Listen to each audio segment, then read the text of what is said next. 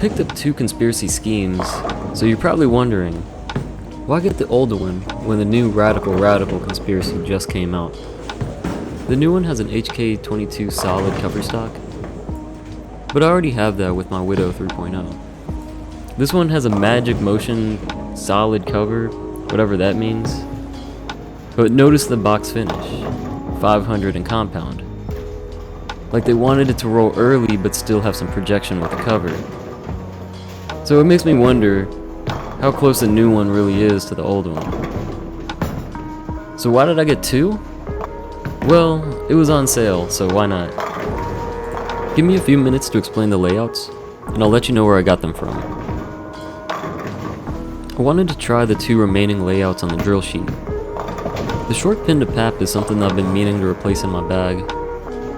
I used to have a Squatch and a bonus, but I gave one to Rob and the other to his son.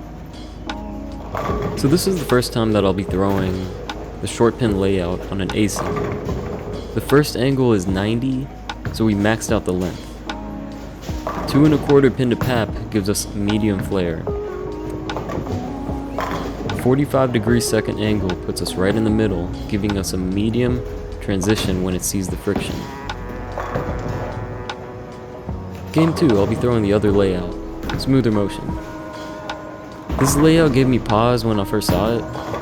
Even asking high-level bowlers at my league, they couldn't get over that first angle.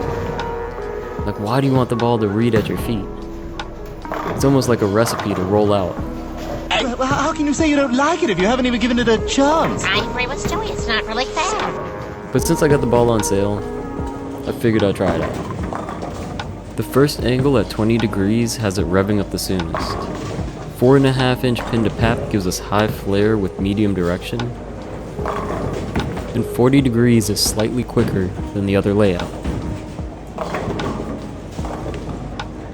I didn't expect to like this layout so much. The continuation through the pin deck is just insane. The second angle being 40 is giving me a decent amount of entry angle off the spot. So overall, it's a good blend of both entry angle and continuation for me. Game 3, I switched back to my short pin layout.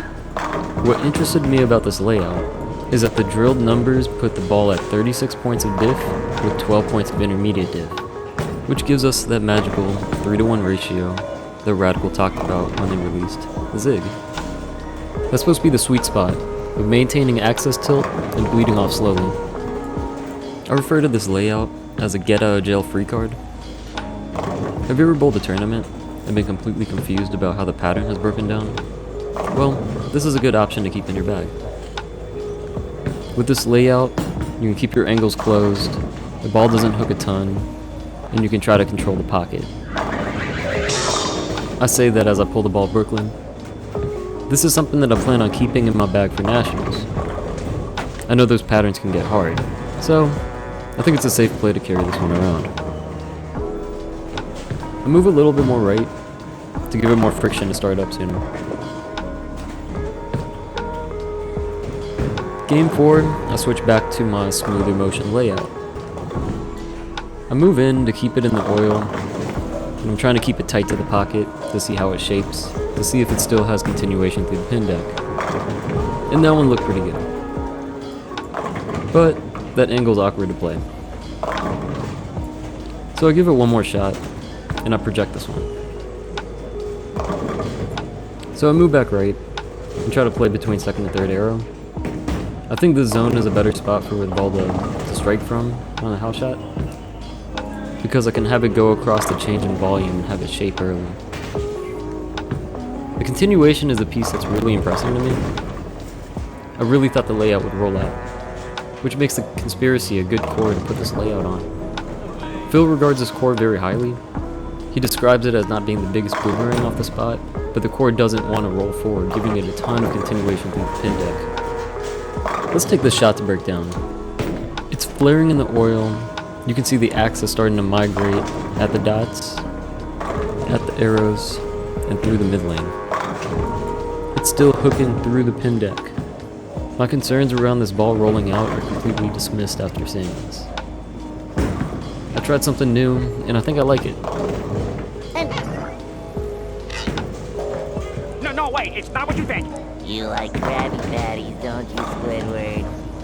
I'm enjoying throwing this ball so much, I continue throwing it, game 5. Generally, I recommend going to your local pro shop, since they can work with you on an individual basis.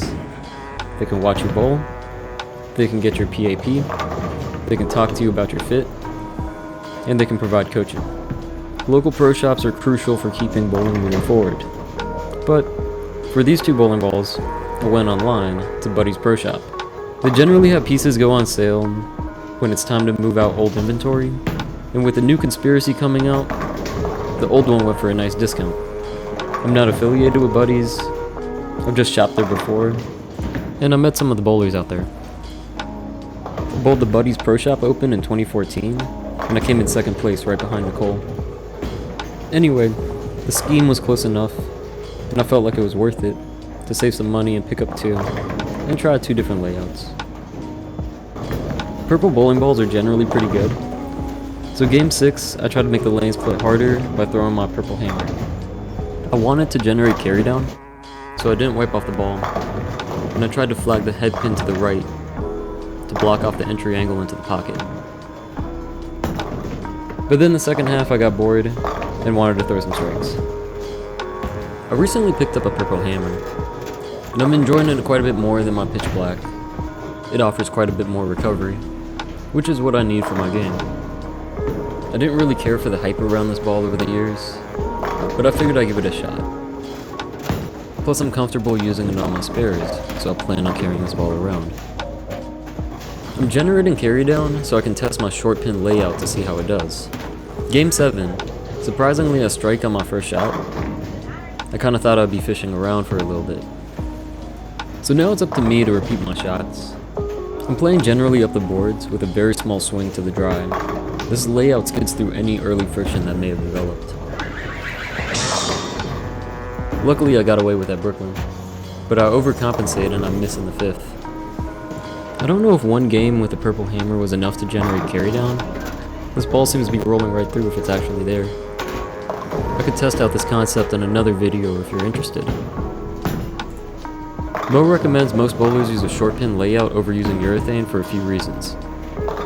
Most bowlers have under 475 RPM. The short pin layout preserves the lane, and the oil absorption helps keep the ball in play. Do you have either one of these layouts in your bag? And if you don't, I hope this gives you perspective on how it might fit into your own game. So drop a sub, hit the like, and go win your leagues. See ya.